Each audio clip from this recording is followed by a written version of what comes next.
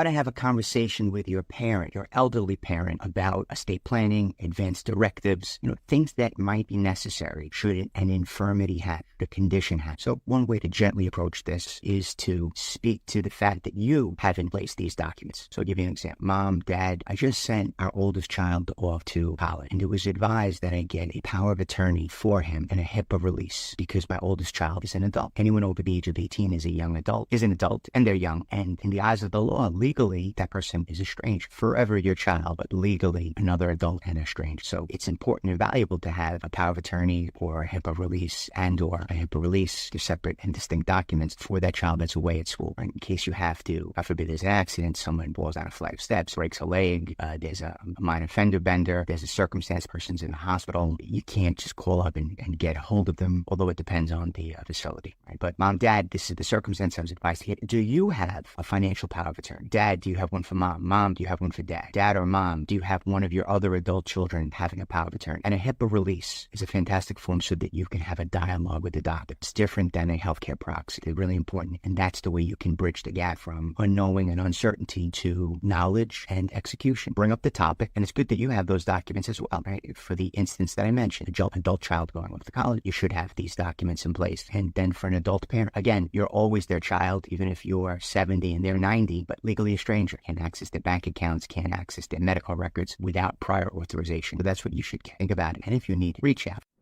their estate. I'm going to give you 2 questions today. These are questions that will allow you to gently move into the conversation. A lot of times, your parents will hold information back from you, either because they don't want to face their mortality, or they don't want to think about it, or they don't want you to know how they're going to divide their assets, or maybe they haven't even had a plan. So 2 ways to approach this up. The first one would be, if you're a male, you could say in this way, because I'm a male and I have a wife, Mom, Dad, I went to the estate planning attorney with Dina, and we spoke about what to do. We learned information about a will. We learned information about a trust. We learned that there are other important documents like a power of attorney or a healthcare proxy or a living will. Do you and Dad have something set up? Have you ever spoken to an attorney about this? And for good measure, you could say, well, speak to my attorney, friend Bruno. But that's a gentle way, right? You explain that you've learned about this subject. You and your spouse recognize the importance of this topic, and you'd like to know if your parents had ever spoken about it. It's one way. A different approach might be you recount a circumstance, a tale, a situation that happened in your own home. Something like, it was so terrible when Uncle Ben passed away and he left Aunt May with a financial mess. How about you and Dad? That made me think to do this type of plan for myself, or it made me think to organize my assets, take hold of what I have and where it is and what to do. Maybe make sure that both